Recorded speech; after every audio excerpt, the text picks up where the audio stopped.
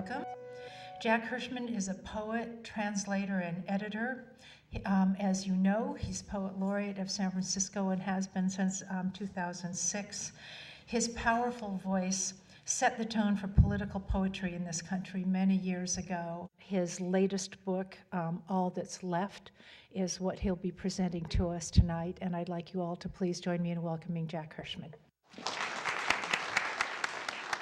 My voice is a little untuned.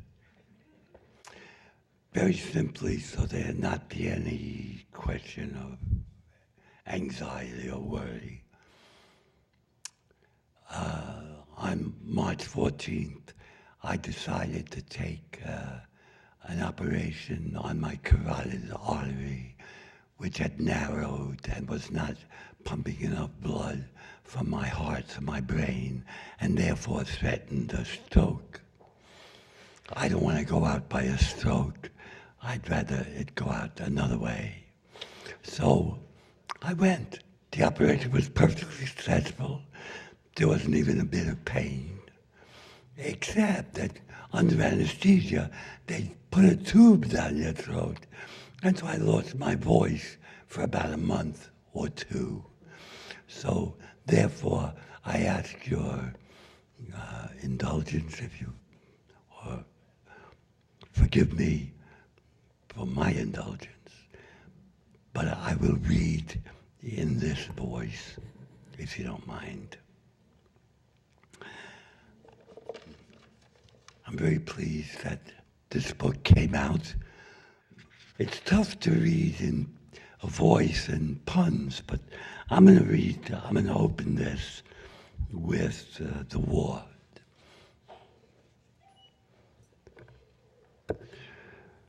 The war drugs on, die after die. Sold shares and chopped sewage chives mock an ignominious fear of so-called existence, and jams juice tins over in his tome. Tears over Baghdad as well, and Fallujah is dust and smothering, and all I rock is a mass sad, gemstone of pure war-king peoples, and fearmas without heaven a dot of Eutripia, or a title of a tokapot. Let him put that war boil into the papal's crapper. Let's bile that gag hostar a jail, roomy and oaf for all his tucked ass bullshit, and pule the plague, and watch him and his junta of ass-ashen analysts guard down the stinking hole they were shut up from to be gunwad.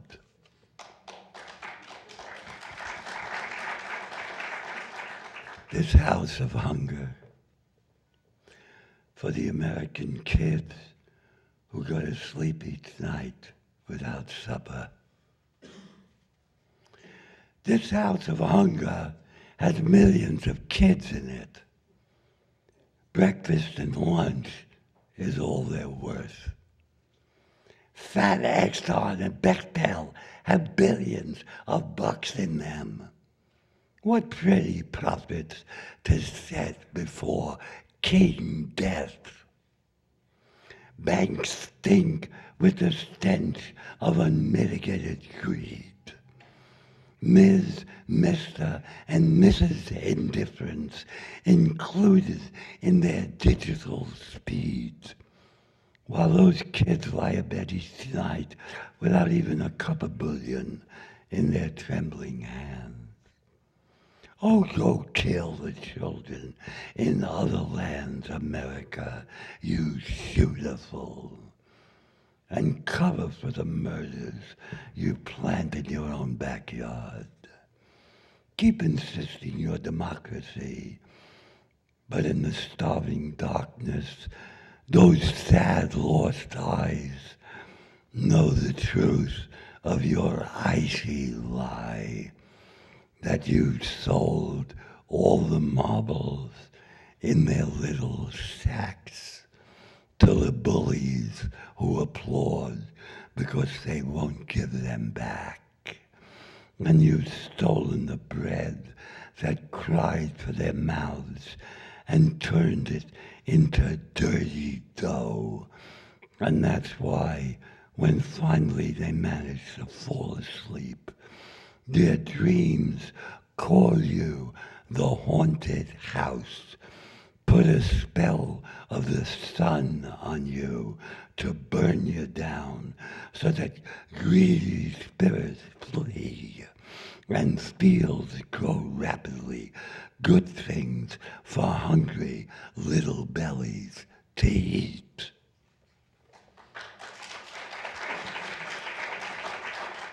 Between the page, with the heart and the mind wrestling upon it, and the ear which later will receive those limbs of light as perfect harmony.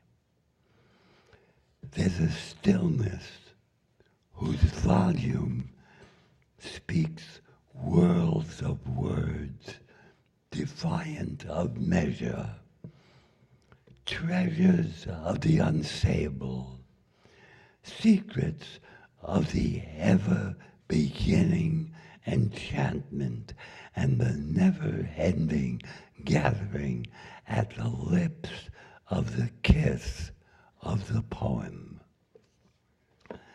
Now I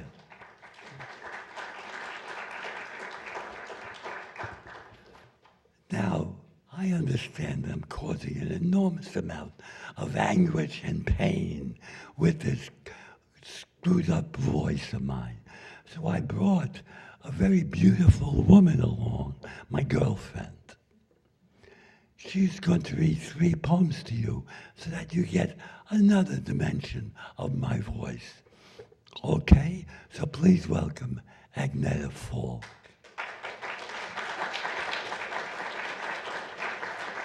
The house of the setting sun. Become a rag again, and the poorest may wave you. Pier Paolo Pasolini to the red flag. I put my mouth to your misery, New Orleans, inundated and soaking with death. Here lies, war lies piled so high, this floating prison of a cemetery cries out of rage at the end of its breath. Here in the last delta, desire lies on its side, is rolled and rolled over upon by its own government and crushed. Summertime is over and the living is dead, and around midnight all hopes are looted. No one will ever come clean of the Katrina of New Orleans in this stinking house of the setting sun. Bodies so black and so blue from loving what wouldn't spit on their shoes if they needed a shine, let alone a dime or water. America, you were always scorched earth in our mouth, always a baptism of crap, always a rain of disaster streaming down the panes of our broken eyes. Now our rags are the most torn, our jazz the most blue, our poor the poorest that can be worn in the soul's thrift shop. Now that all is lost and there is only nothing to lose, Long live the courage and the sorrow and the innocence of the poor. The real flag is in tatters. Begin to wave it.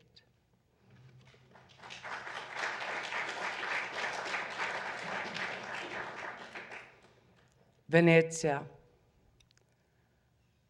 I was enraged at your body, Venezia, when I first saw your bauble shops, chick canary, that cried out, buy my glittering dribble of an awful orgasm spurted onto my Rialto bridge thighs. Slowly I found your side streets where you practice a strolling stillness without any engine sounds, under a sky turning into color of Apres con Aperol, and then into eternal burnished magnificence of twilight, where a hidden flame of affectionate heart accompanies your every move. And there is no doubt about it, you are more adorable without a car wrapped around you, where you can be what you are, walking water that gently laps. And that's why I've come to you this midnight and lain down in your black body with its soft red plush and pulled the startling blue cover over our rocking under, a cheek of moon blushing through the mist.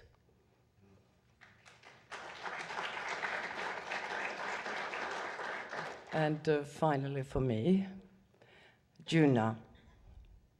That's Juna Barnes. That she lived and written on Ward Avenue, 3 blocks away from the street in the Bronx I grew up on, 13 years before I even was born. And just what are you getting at, says Juna, bones? And that an alphabet of years later, I'd be dissertating on a masterpiece of poetic prose and writing a bestiary of poems. And what might that mean to a blue tureen, says Juna? Scones? 47 years later, she's long since ash. The world's become unmitigated cash. A woman gazing into the face of a cell phone. I gave my love a cherry, says Juna, and lived on raging puns. So endure these bitter hops of hips and hopheads in the banal galore of empty claps. Nightwood still holds up after all these years like a garter belt, thunder snap. Thank you. Virginia Tech.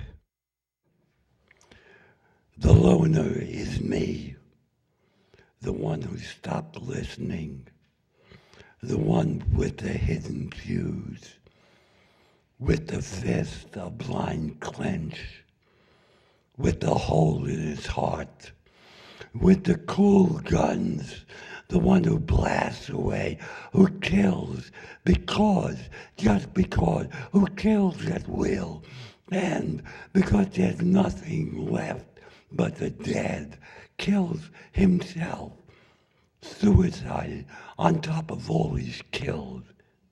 And now you know what a market in old Baghdad feels like, with its victims in the wrong place at the wrong time, and why your mourning is going in one ear of the deaf tomorrow and out the deafening other.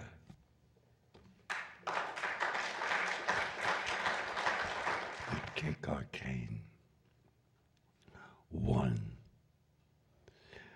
The sorrow these many months isn't because laureate celebrities put eyes all over my body as if I were in the U.S. again. Not the other America. It comes from the footprint of a kick stab in my back, gut riding a bus to a reading with some really destitute brothers and sisters in a 16th Street office space. I'm sitting in the rear of the bus reading a translation of the book of the concealed mystery when my eyes are lifted from the pages by the high voice of a young black woman standing and talking on her cell phone. Her voice decibels above the seated, dog-tired Latino, black, and white workers en route home.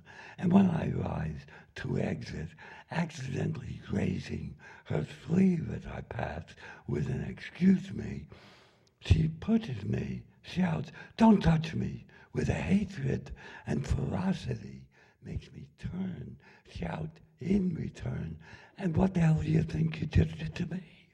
And for an instant face a pair of eyes coiled in cold rage and denial all at once, and set to spring when, around my shoulders, I feel a pair of gentle but insistent arms, and half turning, hear from a young black man with an almost consoling smile, "You don't want to go there. Here's your stop." He leads me to the stairwell, but no sooner do I begin descending when I feel myself hurtled down by a kick to my back, falling and landing a wobble on my feet as the door closes with a snicker and the bus pulls away. From my amazement, "What they do?" a Latina asks in startled urgency on the sidewalk, and her words make me realize I'm 72 for the first time in my life. 2. One could, I suppose, chaplain it away. How for no reason suddenly one is bopped, clobbered with a club or cane, kicked in the ass for a slapstick laugh in the silence of the silence. But it just happens humiliation sounds one's very depths. Just happens a wound knows no depth of time. And not so random is the karma of lungs breathing archaically and postmodernly together. Just happens I didn't know the volatility of the hatred of man touch or white man touch, and so could only think junkie or dyke. But if the prophecy be true, that negritude will be reason, and reason must find its violence in order to be, for violence at bottom is the memory of a horror carried by the soul of blood to the blood of sex. She, a violence of resistance, is also a violence for, as if she'd said, "All of me, why not take all of me and shove it up your ass, 'cause it can just about fit where the shit you are lives, 'cause I'm inside you now, in violation of you, immaculately, you American filthy crumb of a loaf of no people. I'm here and everywhere, and you, no matter how old, always will be the snot-nose with adolescent shame spread over your brains from a rumbled out cellar of gangbang wooden zips where the real thing went down on 8 for a tenner each, then ran in torn shreds of a dead dawn to bring hot rolls and milk to 2 kids in a dump near Pulu. 3. Chalk it up like the gutters and walls of our breasts, or the blue-tipped stick stood up between jilted thighs, singing, "The day is night, and the night knows only the inside of this long, lonesome bread of blues." Don't climb to the top of the old coal bin. Here, you can fall in, and we'll never again find you. So many tongues at the midnight taint paint the world where the sunshine ain't. Go back to what beginning? A cereal suck? A kick in the butt? Oh, desolate animal of leather pelt in this hell's night wood, stay clopen, be full of distress. You can't pull the race card out of your hat. See the mother of memories, the Urzschrei of the originary.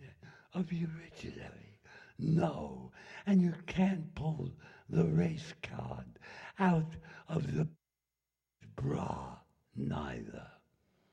And if she pushed you and kicked you, cursed and spit, 'cause you who touched her raped her mother and grandmother and mine, you can't do shit.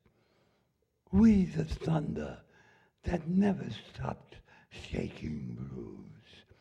We born to hate, learned hate was white, and then that white didn't mean shit or shinola. It just means meaninglessness, no reason, fed intravenously and vaingloriously, feeding the rebus where I be I and you be you, and nothing will ever be between but tragic race disgrace, 'cause you and I are on cue to be slaves, black and white. That's why the consumer trees grown long limbs. There's money in rage and murder, bloody blood talk, war dough, war duh. Everyone riding humpback in their own doggy hegemony. B and W, you knotted state of a putrid clan of worms, insane and gravely dangerous. Put your sincere ignorance and conscientious stupidity away. Come together from under the skin where soul is blood and needs the sea, and ride the wave and the furl of class, the only war that's peace to the end of and money's tyranny, and be what revolution means as the way that has to be.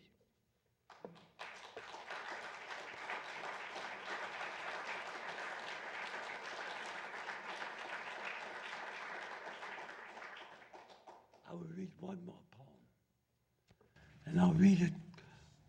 It's the title poem.